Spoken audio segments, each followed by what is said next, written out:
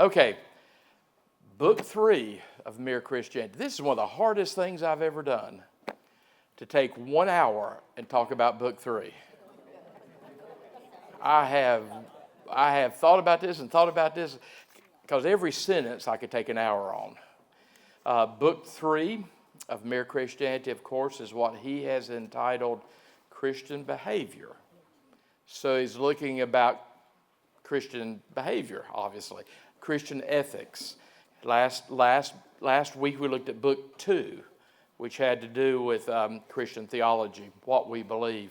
But here he's talking about Christian behavior, and there's so much in here. So what I'm going to do to limit, because I have my time constraints, is I want to hit the high points. I want to hit the points that have created the most conversation since this book came out. And I want to make sure that I point out the most famous quotations from this. So, hang on. Some of these chapters I would do quicker than others. Chapter 1 of book 3 is entitled what? There you are. Make sure you're on the right page with me. The 3 parts of morality. That's why he's talking about here, morality. So he says there's 3 parts of morality that you have to focus on all 3. You have to focus on all 3. Remember his ship analogy. You know, if you're going together in a fleet of ships, you don't want to hit each other. You want to go in the same place, and you got to take care of your vessel. That's his analogy. He's famous for his analogies. So the 3 parts of morality is your relationship with others. Our culture tends to get that one. You know, your relationship with others, but you're also your internal moral health.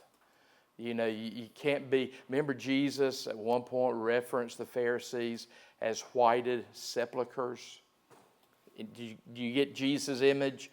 You know, here's a sepulcher that's painted nice and white so that you don't touch the sepulcher and become unclean. But here's the sepulcher, the tomb painted nice and white, but inside is full of dead men's bones. So you want to make sure not only are you treating people correctly, but that you have an internal growing sense of a moral compass and Christian virtue. And then, of course, the third part is relationship with God. So you need to be in a right relationship with others, right relationship with God, and a right relationship with yourself as far as how the human machine works well. So again, you've got to pay attention to all 3 of these. You can't just pick 1 or 2. If these 3 are not complementing each other, you have the situation that we refer to as dis, D-I-S, ease, E-A-S-E, disease. You've got to keep these 3 things in balance. People tend to know about, maybe body-spirit balance. They know about, I hear a lot about work-life balance. But again, these issues with morality. So those are the 3 parts of morality. Now, chapter 2. Did chapter 1 quickly. That's his introduction to morality. Chapter 2. He's starting to talk about the cardinal virtues in the Christian faith. He's going to talk about, eventually in this book, the theological virtues. There's 4 cardinal virtues that the Christian community has talked about, and you're going to see that there's 3 theological virtues. So, of course, if you add 4 to 3, what number do you get? 7.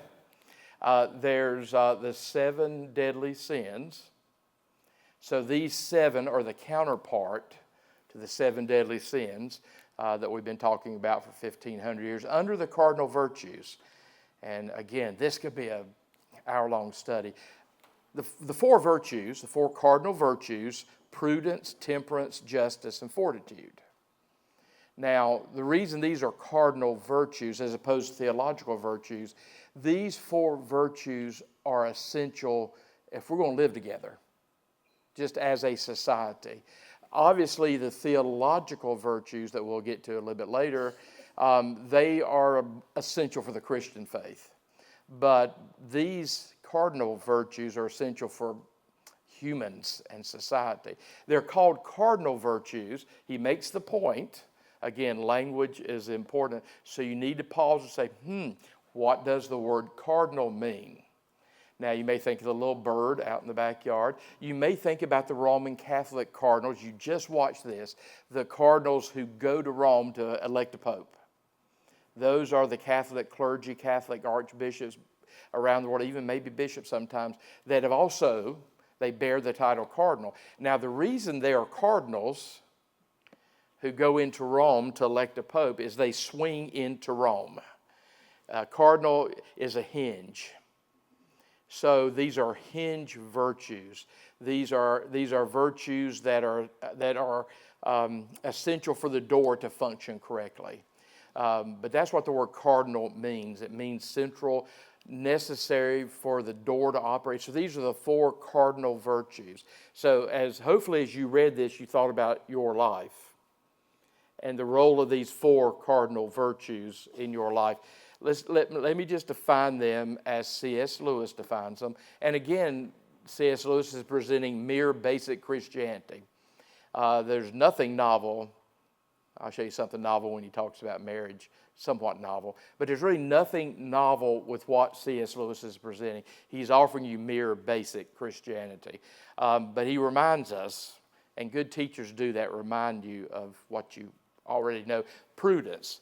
Notice he defined prudence as practical common sense, thinking about your actions and your consequences.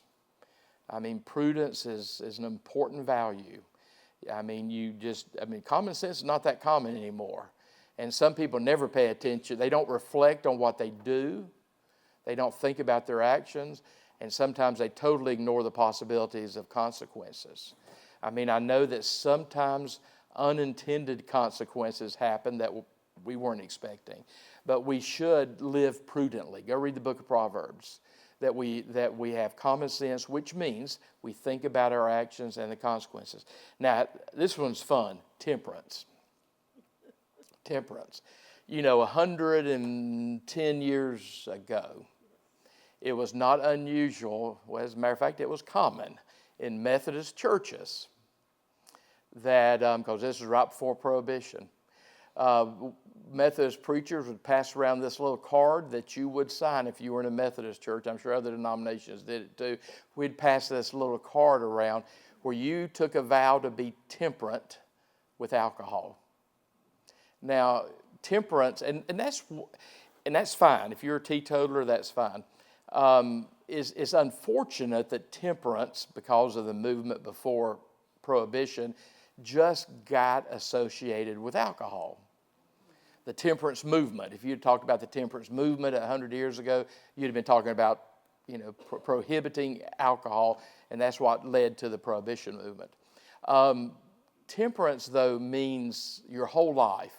Temperance is just, and I love this, now this is a direct quote, going the right length and no further.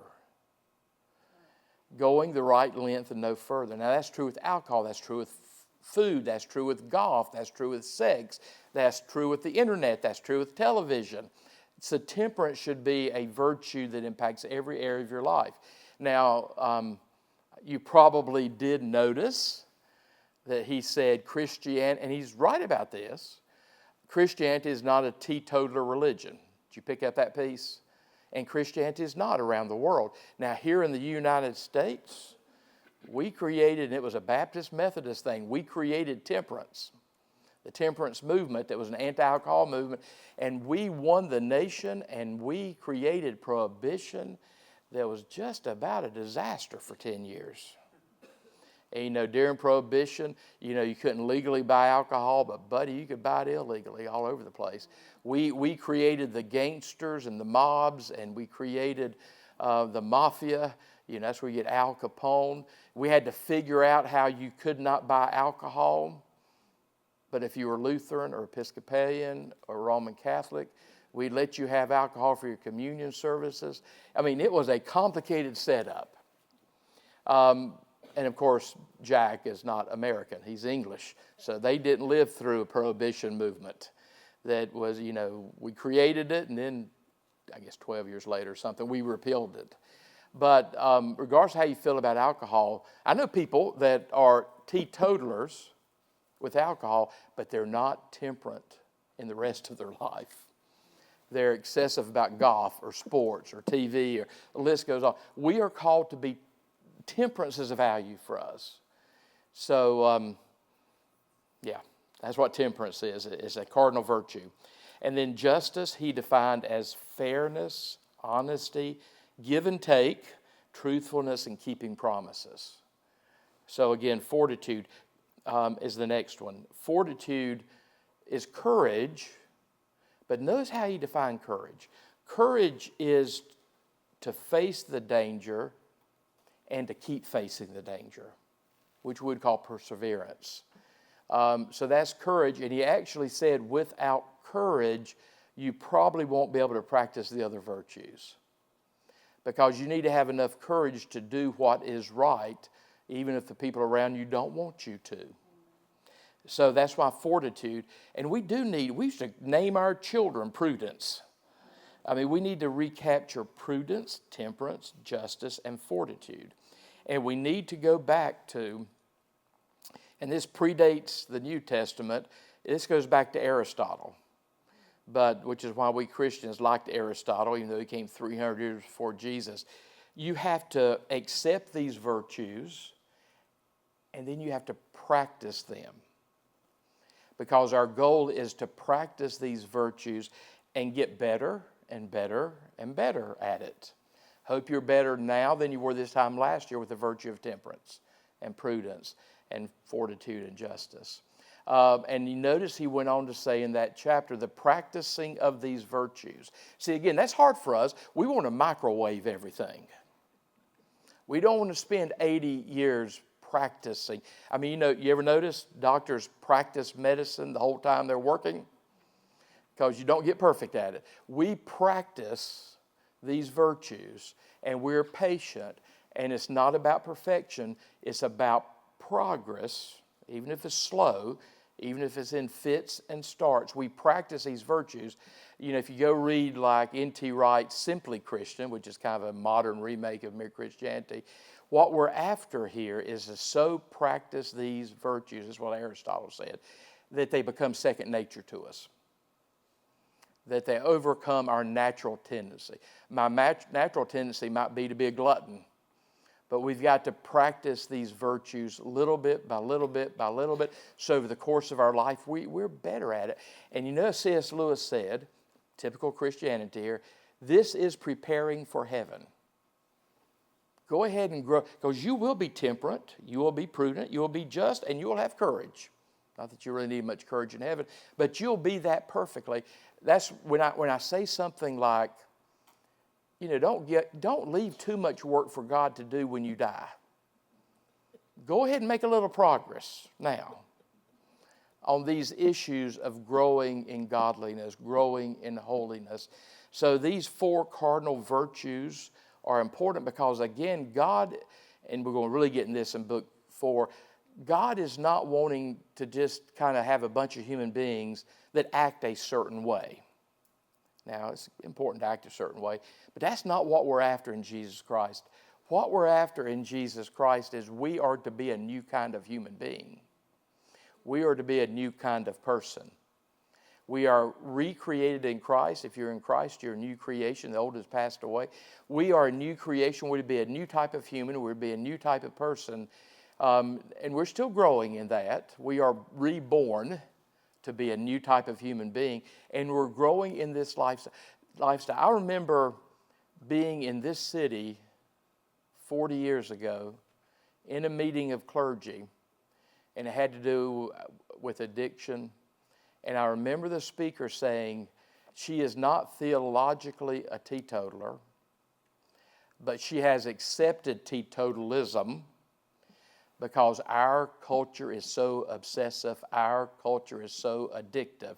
We don't know how to be temperate about anything. If we start using the internet, we go to extreme. If we start playing golf, we go to the extreme. If we get interested in football, we go to extreme. We got to relearn temperance in every area of our life. But we are such a highly addictive culture because we lust We lust after more of everything. And again, that's why temperance, that's why, of these 7, these are the 4 cardinal. We're going to get to the 3 theological. Each one of these balances and is the antidote to the 7 deadly sins. So, yeah, we need to understand these and practice these. I think our culture has given up practicing prudence. Common sense is not common. I think our culture has completely given up practicing temperance. But again, if we're going to live together as a society, we need to know how to do these things. Chapter 3, social morality. Jesus, as he starts out telling you, which I hope you know this, Jesus, when it comes to morality, ethics, stuff that you read in the Sermon on the Mount, Jesus did not say anything new that other rabbis weren't saying. They wouldn't have known what people around the world were saying, but Jesus said nothing new that other rabbis weren't saying. We have the golden rule out there in so many different ways from different places in the culture. So he's not saying anything different here, but he's talking about, your social morality is not just your private behavior. As Christians, our private behavior has to somehow impact the way we live with each other. And, particularly John Wesley talked about social holiness. My holiness cannot just be what I do and don't do as an individual. My holiness has to impact what I do with the people around me. So that's social morality. And I love this quotation. I used it on Sunday, if you happen to have been here, on page 86. I've been very selective about which quotations I want to give you. I'll try to give you quotations that will change your life. On page 86 in the chapter on social morality, and he's talking about how we treat each other. He's talking about giving and generosity. He's going to have a whole chapter about charity in a few moments. So I love what he says. What I said Sunday was, outside of the Bible, this has been the most informative thing I've ever read to help me be generous, to help me know how to give, to help me know how to handle my finances. So on page 86, I'm going to start reading in the middle of the first paragraph where he says, I am afraid. This is what he says about giving. I am afraid the only safe rule about giving is to give more than we can spare. In other words, if our expenditure on comforts, luxuries, amusement, and notice he says, etc. You can say golf, internet, entertainment, you keep going. If our expenditures on comforts, luxuries, amusement, etc. is up to the standard common among those with the same income as our own, we're probably giving away too little. If our charities do not, and this is very British, if our charities do not at all pinch or hamper us, I should say that they are too small. There ought to be things we should like to do and cannot choose to not do because our charities expenditures excludes them. C.S. Lewis could have been a wealthy man. He gave away all the royalties of his 30 books. He was a very generous person. He did a lot of what he did privately. When he started out, he got into tax trouble because of that. He started getting tax bills for money he gave away, so he had to get somebody that wasn't theological to help him on keeping enough back to pay taxes. But he gave away, the royalties of his books. In the Christian community, and hold on to this, if you will get this, it will change your life. As a Christian, it's not about equal giving. Sometimes we say 10% and we finish the discussion. Well, for some people, 10% would be sacrifice. I know some people that give 10% of their wealth and never miss it. So in the Christian community, it's not about equal giving. It's more about equal sacrifice. Think about Jesus' discussion of the woman who gave like a penny. That was a sacrifice for her. So we're called to sacrifice because of we have a God who gives, so we're called to give. We have a God who's generous and gracious. We're called to be generous and gracious. So it's not about just, I gave my 10%, now, I get to spend my 90% however I want to spend it. It's about equal sacrifice. And that's what he's getting at here, typical Christianity. Give more than we can spare. Make sure what we give away pinches or hampers us. And there should be things we want to do. But we've chosen not to because of our giving.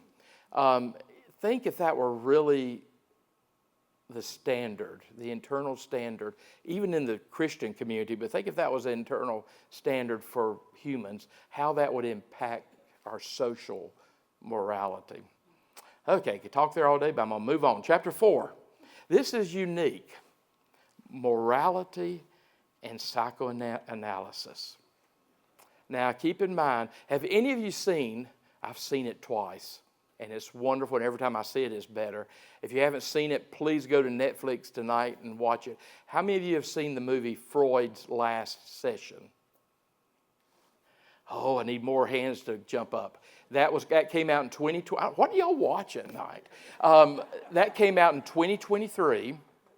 It's fictionalized. It may have happened, though. I'll tell you that in a minute if I don't forget. It's a fictionalized visit in 1939 between C.S. Lewis and Sigmund Freud. That's why it's called Freud's Last Session. It's completely fictionalized, well done. There's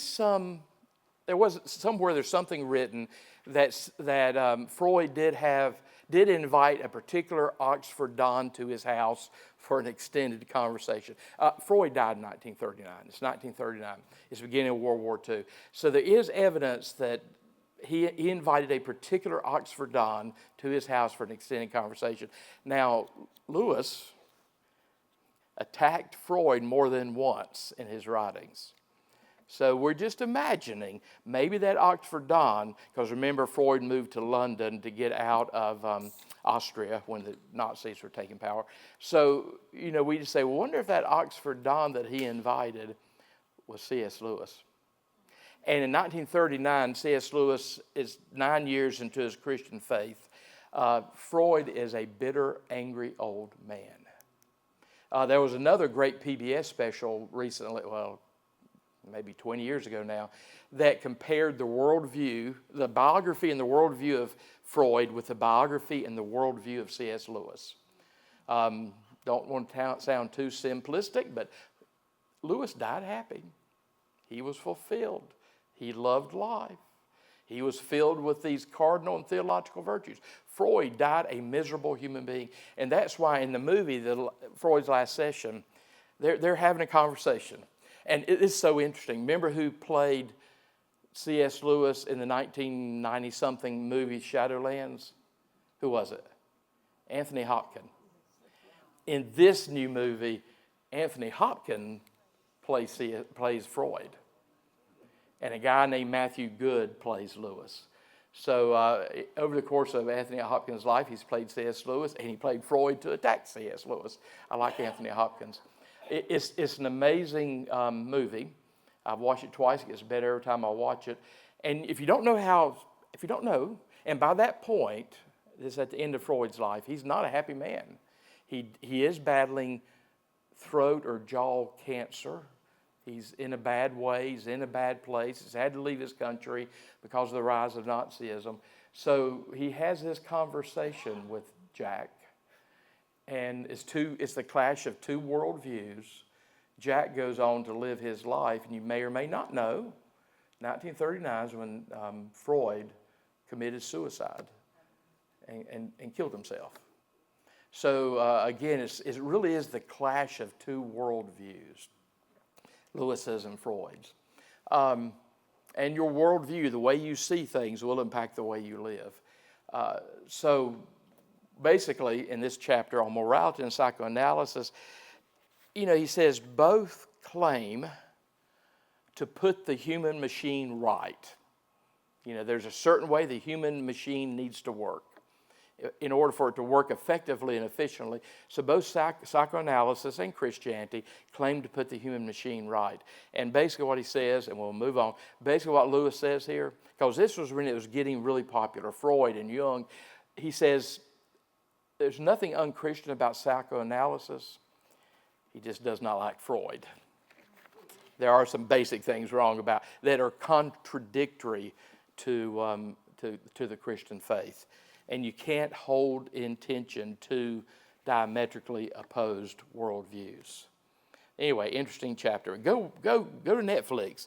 Even you have to pay a few bucks. It's worth watching. Freud's last session. At one point, they're having a talk, and here comes the bombs because of Nazi attacking London, and they have to go to the bomb shelter. Now, again, this is fictionalized. As they go to the bomb shelter, Lewis does have, because remember, Lewis was in World War I, had nightmares the rest of his life because he was in World War I in the trenches. In this movie, when the bombs start falling, they interrupt the conversation between Lewis and Freud. They have to go to a bomb shelter, and Jack Lewis has like a panic attack, because he got to live through 2 world wars there in England. Anyways, that's enough of morality and psychoanalysis, but I encourage you to watch that. Chapter 5 and 6, these are interesting, and I hope you read them slowly and reflectively. Chapter 5 is sexual morality. Now, he's just giving you basic Christian theology on sexual morality. After he's talking about social, just in general morality, he's giving you basic stuff that even by Lewis's day in the 40s, and the book came out in the 50s early, some of this was controversial. But he says basic things like, please, please, please understand. The Christian faith approves of and celebrates the body. If you need more of that, read the amazing, lengthy book written by Saint John Paul II. He wrote an extensive book on the theology of the body. Some humans think the body is a bad thing. Christianity says, no, it's part of God's good creation. The body is good. Again, sin and evil, we saw this last week, sin and evil is always the perversion or the misuse or the abuse of the good in creation. The body is good. Now, what he says, and I love this analogy, and I'm assuming once you've seen it, you will never unsee it. That's kind of the way truth functions. But, of course, he makes the case that in our culture, now he's writing in the 1940s, or he's speaking in the 1940s, and he says we've been doing this for 20 years, which means it's in the roaring 20s, the post-World War I era when everybody just kind of lost their minds because of all the despair and the destruction. You think that just happened in the 60s? The 60s was like the 1920s on steroids, and the 20s were bad. So he's going back to the 20s when all of a sudden everything changed. So I love this analogy. This would be the first time you've ever heard me talk about a strip tease. Not something I've talked about a lot in 40 years, but I love this image, and it captures the sickness of our present society. On page 96, he's saying, he's painting a picture for you, and again, he's wonderful with his analogies. Get this picture. You can get a large audience together for a striptease act. That is, to watch a girl undress on the stage. Now, suppose you come to a country where you could fill a theater by simply, he is British, and by the way, I know I grew up saying theater. It's a theater, by the way. It's not a theater, it's a theater. Anyway, now suppose you come to a country where you could fill a theater by simply bringing a covered plate onto the stage and then slowly lifting the cover so as to let everyone see just before the lights went out that it contained a mutton chop or a bit of bacon.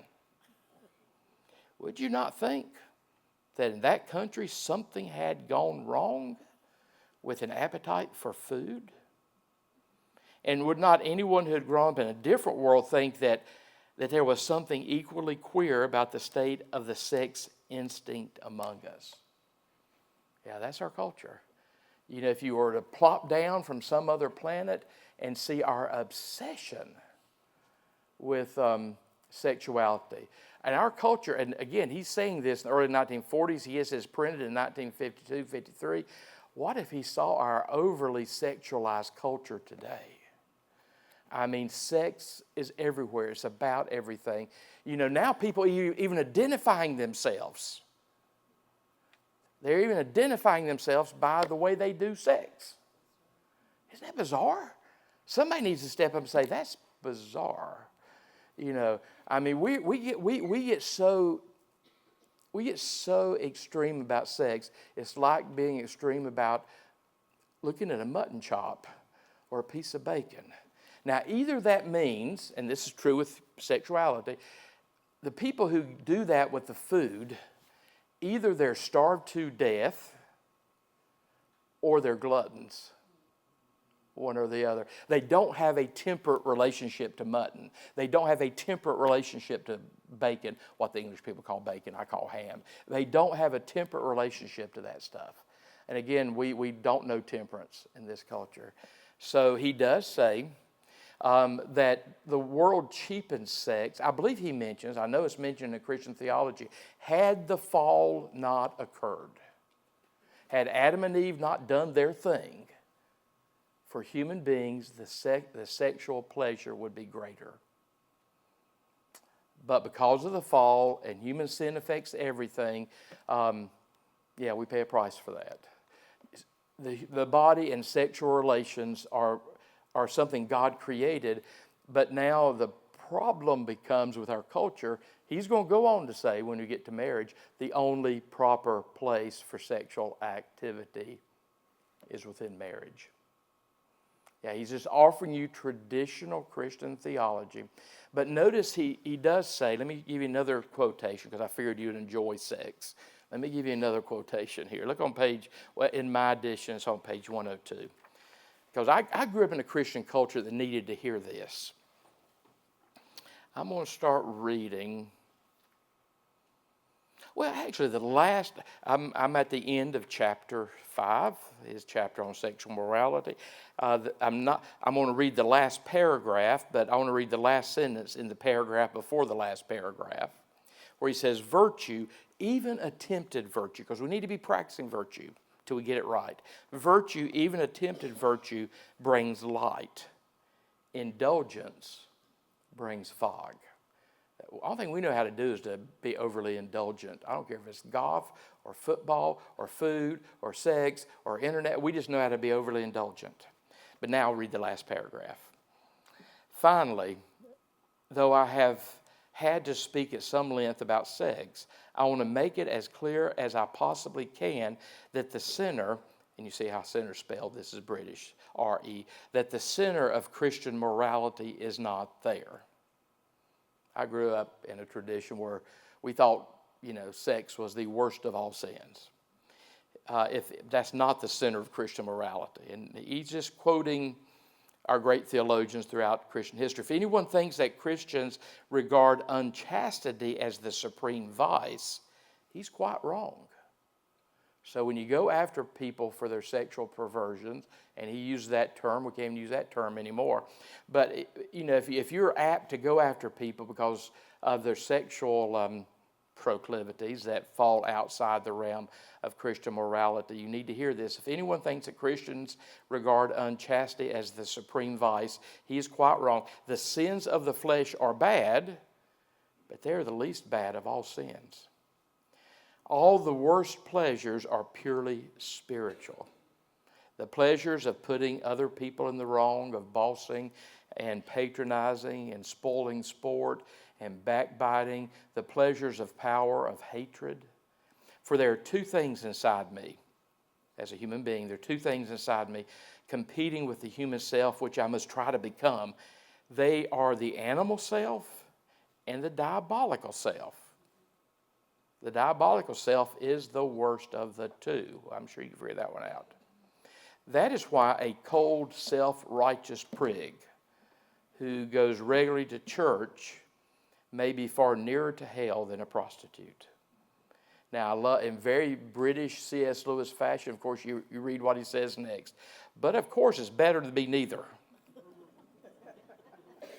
But if you're just sexually pure because I shouldn't say that. I'll turn 65 next year. If you're sexually pure because you're so old, don't be self-righteous about that. I mean, the worst sins are the sins of the Spirit, the sins where we imitate the devil, where we allow that diabolical side of us out. So be careful You know, some people just love to talk about the people who sin differently than they do. You got to be careful about that. Usually we go after the people who sin differently than we do because it makes us feel self-righteous. That's why you heard him say he's not going to go after gamblers because he has no inclination to gamble. I did try it one time on a cruise ship. It was worse than playing a video game. I have no inclination to play a video game or to do a slot machine. So, you know, it's not right for me to every time I get in the pulpit talk about gambling. And again, it's not even a temptation for me. He says the same thing.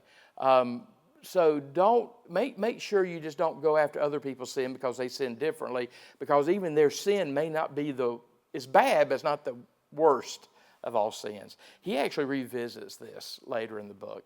Anyway, that's why then in this chapter he hits, and he's getting ready to go to the next chapter. I told you how logical he is. He builds on each chapter.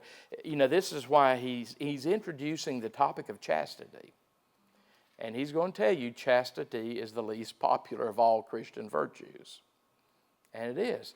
Chastity is a Christian virtue. Sex within marriage. End of discussion.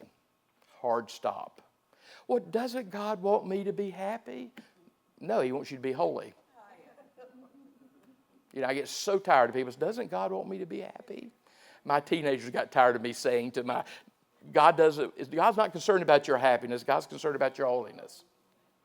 So he's going to get even, this next chapter got him into some hot water. He's writing in the 40s, but he's at Oxford in a very educated environment. He is going, now that he's kind of introduced chastity, he's going to go to marriage. So that's why chapter 6 is entitled Christian Marriage, because marriage is the only proper place where sexual activity can be lived out in the Christian faith. You know, if you're concerned about what God has said. Anyway, so when he talks about marriage, he gets in trouble because not only does he say, and this was in the 40s, but they'd gone through the roaring 20s, you know, Christian marriage is a proper place for sex. It's also, he ended up in hot water in some places because you noticed when he talks about marriage, he affirms traditional gender roles. And he really got in hot water not only for supporting traditional gender roles that have been pretty much supported in the Christian faith for 2,000 years. He's doing it at this point in his life as a bachelor. And he kind of pointed that out. He says, I'm not married. I'm not even a priest who should tell you what to do. But he's a common layman in the Church of England. He does marry later, marries Joy David. But at this point, he's still a bachelor. Then he kind of rehearses what's standard Christianity. In marriage, two people become one flesh. You know, Jesus said that. Paul said that. Two people become one flesh. That's not just a contract for the state. He's going to talk about that in a minute. But in Christian marriage, two people become one flesh. That's why he refers to divorce as the cutting up of a living body. One body. Cutting up of a living body. You know, I've heard it, John Eldridge, who did the wonderful book that affected a lot of men positively, Wild at Heart. He says it's like taking two pieces of paper and gluing them together and then try to pull those two pieces of paper apart. You really can't do it. It's going to damage both pieces of paper. And he actually says in the book, people who have gone through divorce probably know this better than people who have not gone through divorce. People who have gone through divorce are not glib about divorce. It's painful. It's like a body being cut in two. You know, I don't think I've ever married anybody. I say think because I may have had one situation, one time in 400 marriages. I don't think I've ever married anybody whose goal was to get divorced when I officiated at their wedding. So it is painful. It is, you know, Christianity says that is the sacramental nature of marriage. It's something that God does, where God takes two human beings and makes them one. And that's so clear in the Bible. That's what marriage is. Jesus talks about it. You know, go read Matthew 19, where Jesus talks about marriage being a man and a woman. What God has joined together, let no man put asunder. That's Jesus. And Paul talks about this. Anyway, so we know what marriage is and why divorce is so painful. But then he goes on, and this is where he kind of gets in a little more hot water. He will tell you, I'm quoting him now, but you don't have to turn to it because I got specific place I want to turn to. He says, being in love is a good thing, but it's not the best thing. We don't marry because we're in love, and we certainly don't divorce because we're out of love. And again, he's going to have a whole chapter of what we Christians mean by love. But what we Christians do not mean by love, and this is so clear, it's not an emotion, it's not a feeling. He actually, when he talks about marriage, and we, being in love is a good thing. A lot of us, probably majority of us in the room, we've been through that. Where life is good, the birds sing louder, the sun is prettier, the trees are greener, I'm in love and everything's good. But, and this is quoting Lewis, after a while that spark goes away. It's like the spark that starts an engine. It's necessary, it's important, it goes away. It's only after that spark goes away that we really create a marriage. We do the hard, mundane work of being married. And again, being in love, that's why I tell couples, my wife just thinks I'm such a downer when I do pre-marriage counseling. I'm just a realist. I'm in favor of romance, but romance and love, and certainly romance, love, and lust are three different things. Don't get them confused. But, I'm a big fan of romance. But, people talk about falling in love. I always say to people, every time I've ever fallen, I've gotten hurt. Even if you fall in love, don't lose your mind. You still are, like I preached Sunday, you are in control of your responses. I can't control what you do, but I can control what I do. I have the gift of the Holy Spirit. I'm made in the image of God. So don't relinquish your power. Don't relinquish the control you have. Self-control is a fruit of the Spirit. So, yeah, you don't have to fall in love with Adolf Hitler, Eva Braun. You really don't. You might can say, this is not a good idea. So falling in love is not the, it's a good thing. It's not the best thing, is the way he says it. But falling in love is not the reason to marry. That's why I'm going to ask you things, if I'm going to officiate at your service. I'm going to ask you things. I'm going to ask you about other things. I recently had a groom look at me. I mean, we were not on the same page about what my 3 sessions were about. He thought I was going to spend 3 sessions and multiple hours putting the wedding ceremony together. I make it real clear the first time I meet them, I talk about wedding and I talk about marriage. They're 2 different things. If you put as much work into your marriage as you're putting into this wedding, you'll probably be fine. They put all their work into their wedding and then they kind of relax. But I had this one young man, and this was, he leaned forward in his chair and he said, "Where's this going?" And I kind of explained to him. About 5 minutes later, he leaned forward and he said, "This is getting intrusive." I said, "It's going to get more intrusive before we finish." I'll tell you kind of the way that story ended. It was me closing my book, closing my calendar, and saying, "I think you need a magistrate and a venue to get married in. Don't come to a Christian church who our thing is Christian marriage." And that's going to get you something that Jack says in a minute. Yeah, I mean, so we need to be careful about our reasons for marriage and our reasons for divorce. He says there's multiple reasons to marry, and there's multiple reasons to not divorce.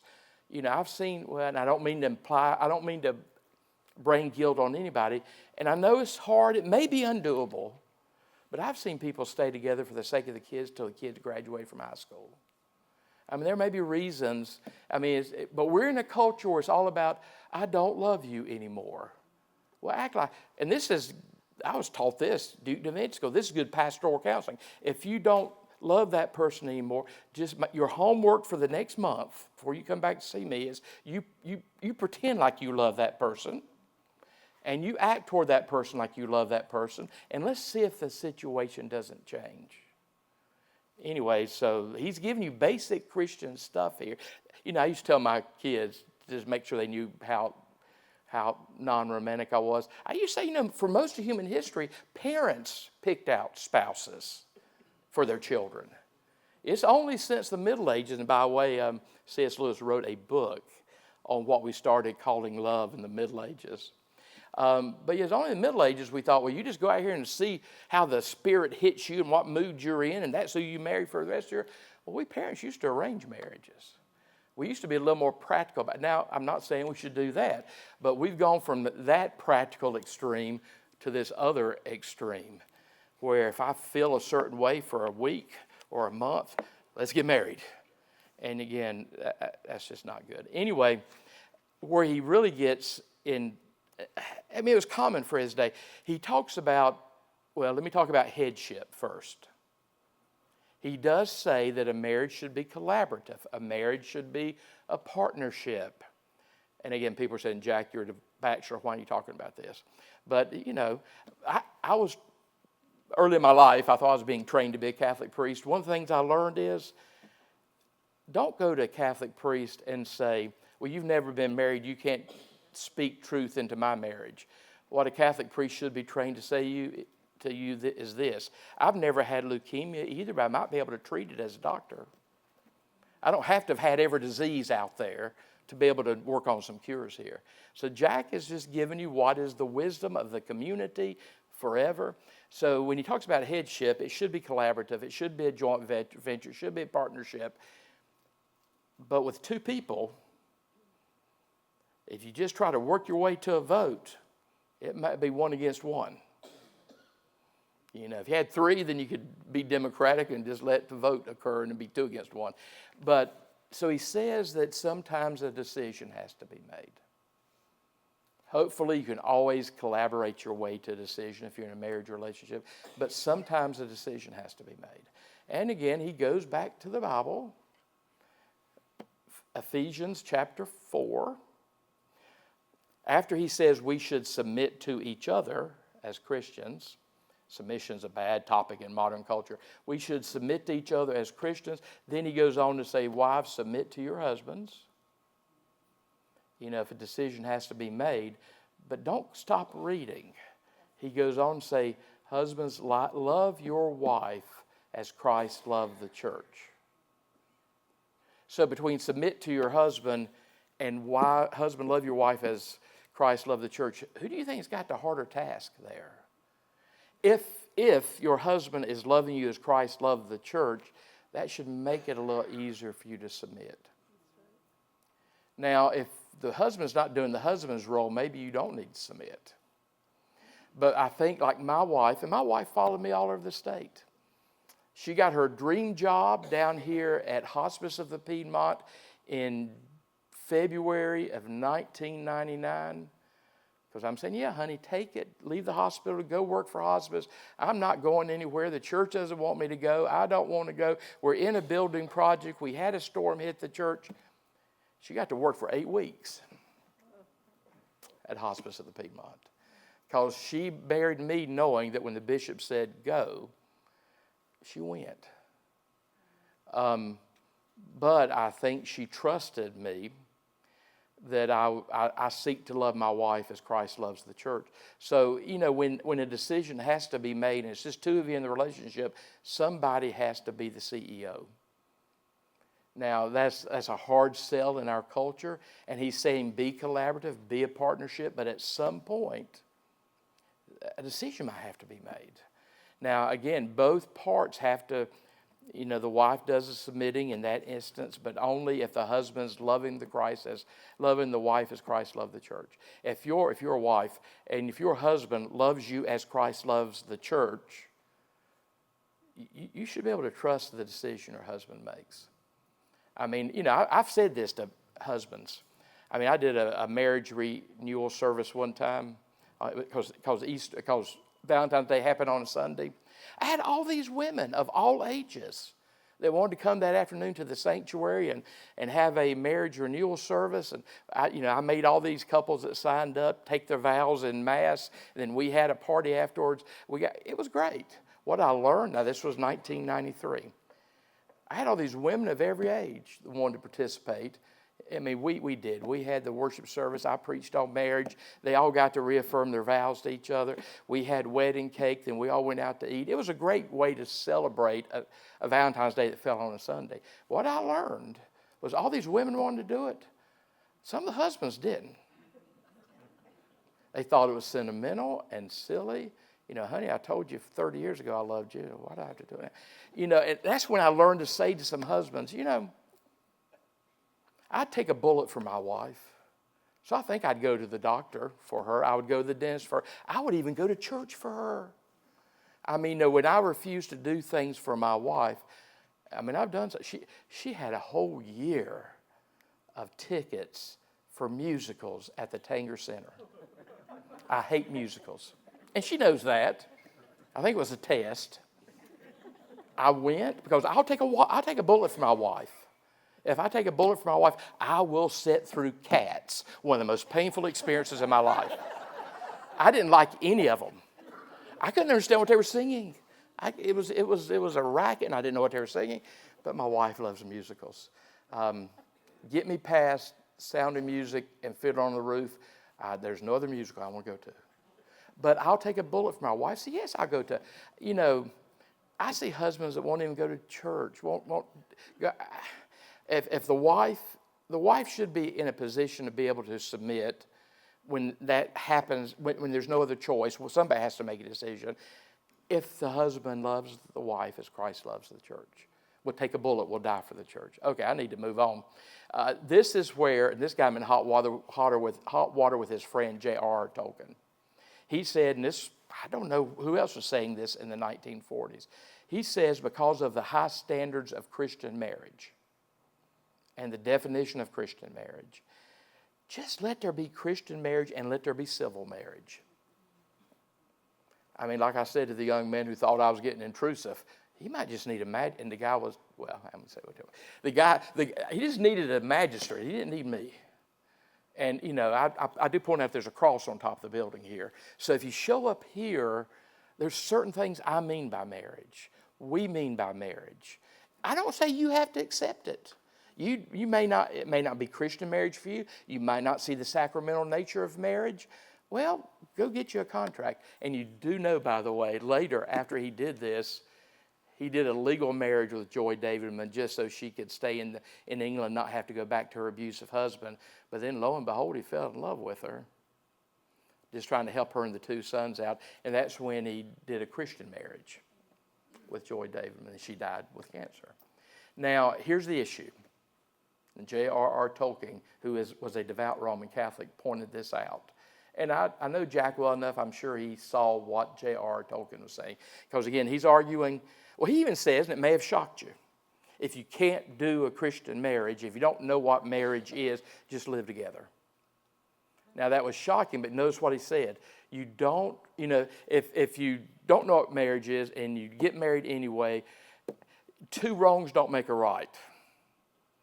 If you can't do a marriage right, don't do it. So don't add, he said, don't add perjury.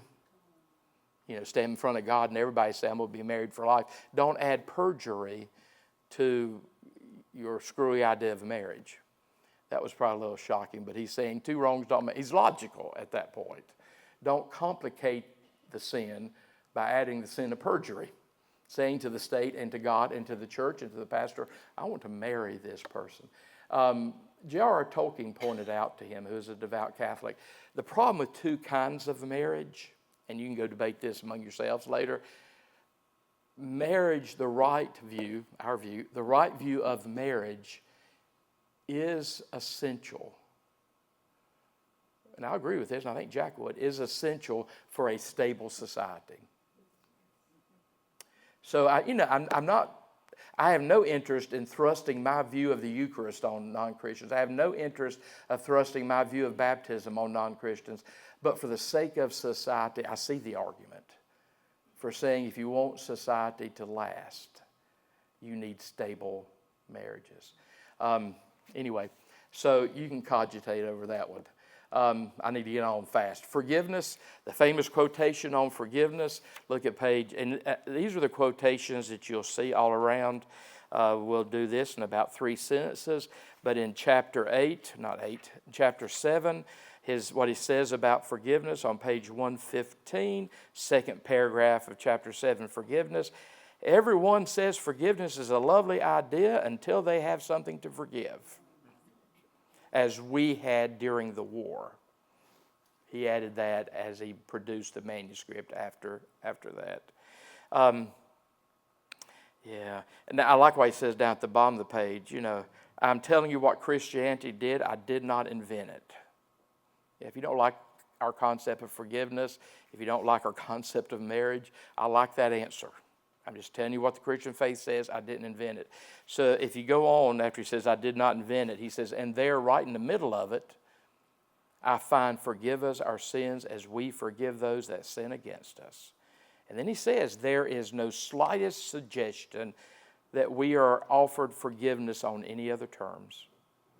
It is made perfectly clear that if we do not forgive, we shall not be forgiven. Yeah, he's referencing the Lord's Prayer there. Gosh, I wish I could hang out here. Go to the next chapter, the great sin. Because this is the one, as I told you on our first day together, this is the chapter in this book that changed Chuck Colson's life and changed Mr. Monahan's life, who went out and founded or was the founder of Domino's. And just let me throw this out. Look at the first paragraph of the great sin, because you need to know what the great sin is. Go back to what he said, that sexual sin is not the worst. Here's the worst. And this comes all the way from Christian tradition, goes back to Augustine and the New Testament. He starts this paragraph by saying, I come now to that part of Christian morals where they differ most sharply from all other morals. There is one vice of which no man in the world is free, which everyone in the world loathes when he sees it in someone else, and of which hardly any people except Christians ever imagine that they are guilty themselves. I have heard people admit that they are bad-tempered, or that they cannot keep their head about girls or drink, or even that they're cowards. I do not think I've ever heard anyone who is not a Christian accuse himself of this vice.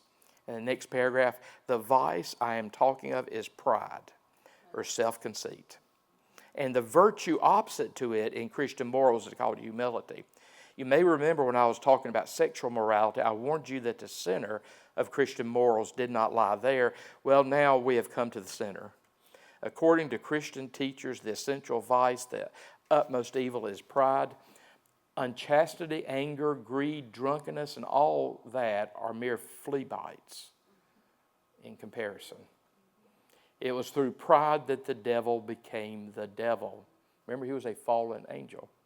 Pride leads to every other vice. It is the complete anti-God state of mind. Yeah, that got a hold of Chuck Colson. It should get a hold of all of us. And again, this goes back through Aquinas, through Augustine. We've always said humility is the chief of all virtues because it lets us accept what we need to accept from God. Because we're not perfect, wonderful creatures.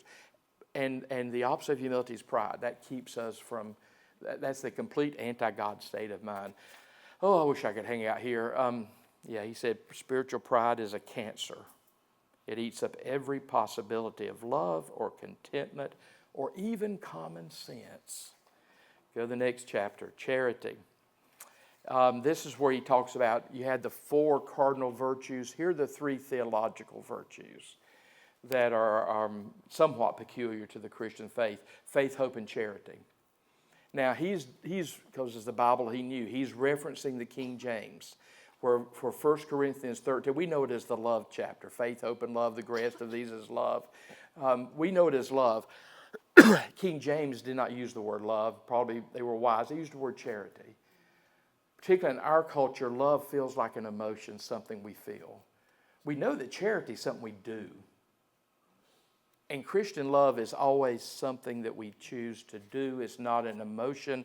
And then another famous quotation, as soon as he's calling us to love each other, he makes it clear that the only way we can love each other is if we've experienced the love of God. So look how he ends this chapter. In my edition, page 132, the last paragraph in chapter 10. On the whole, God's love for us is a much safer subject to think about than our love for him. Nobody can always have devout feelings. And even if we could, feelings are not what God principally cares about. Christian love, either toward God or towards man, is an affair of the will. If we're trying to do His will, we're obeying the commandments. Thou shalt love the Lord thy God. He will give us feelings of love as He pleases. We cannot create them for ourselves, or we must not demand them as a right. But the great thing to remember is that though our feelings come and go, His love for us does not. It is not wearied by our sins or our indifference, and therefore is quite relentless in its determination. This is going to get us toward the last book of this book. In the determination that we shall be cured of those sins at whatever cost to us, at whatever cost to Him. He who has begun a good work in you will bring it to completion, Paul says. Hope. Turn the page. Hope is just a constant reminder of the joy and the bliss of heaven. Now notice again his opening paragraph. It's a good way to summarize the book. He knows how to open the essay and end the essay. Hope is one of the theological virtues. This means that a continual looking forward to the eternal world is not, as some modern people think, a form of escapism or wishful thinking, but one of the things a Christian is meant to do. It does not mean that we are to leave the present world as it is. You know, I remember hearing growing up, some Christians are so heavenly minded they're no earthly use. Well, he's attacking that view here.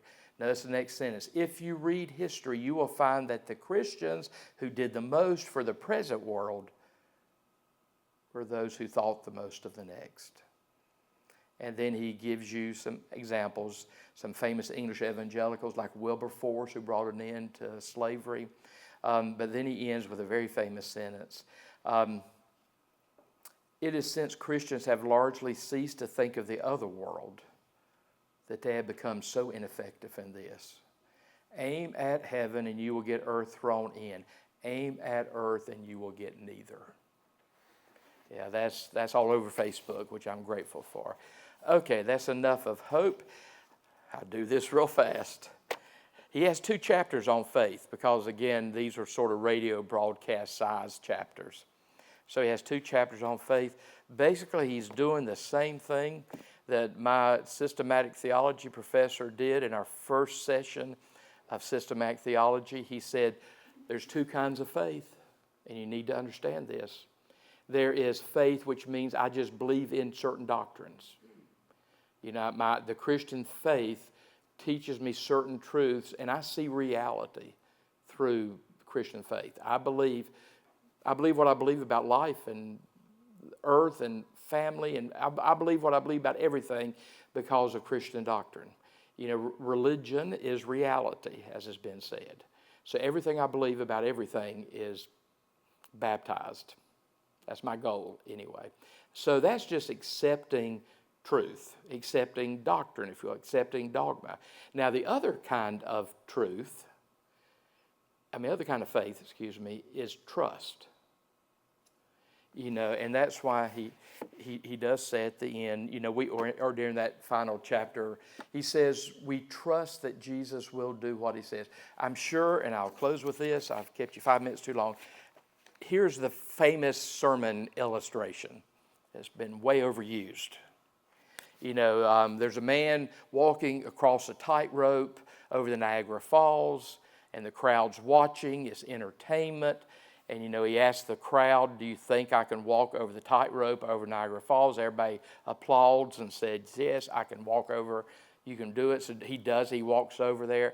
Then he says, for his next trick, do you believe I can walk over this tightrope across Niagara Falls pushing this wheelbarrow?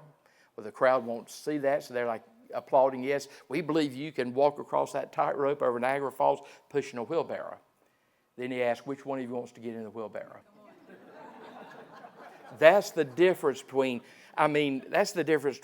faith as assent to doctrine, or faith as belief in something, and faith as trust. We get in the wheelbarrow. So that's why he got 2 chapters on faith here. Both of those are used in the New Testament. When you see the word faith, make sure you know how it's being used. Frequently in Paul's writings, like the epistles, he will say the faith, meaning set of doctrine, Apostles' Creed. When he says faith, he's meaning that ultimate trust.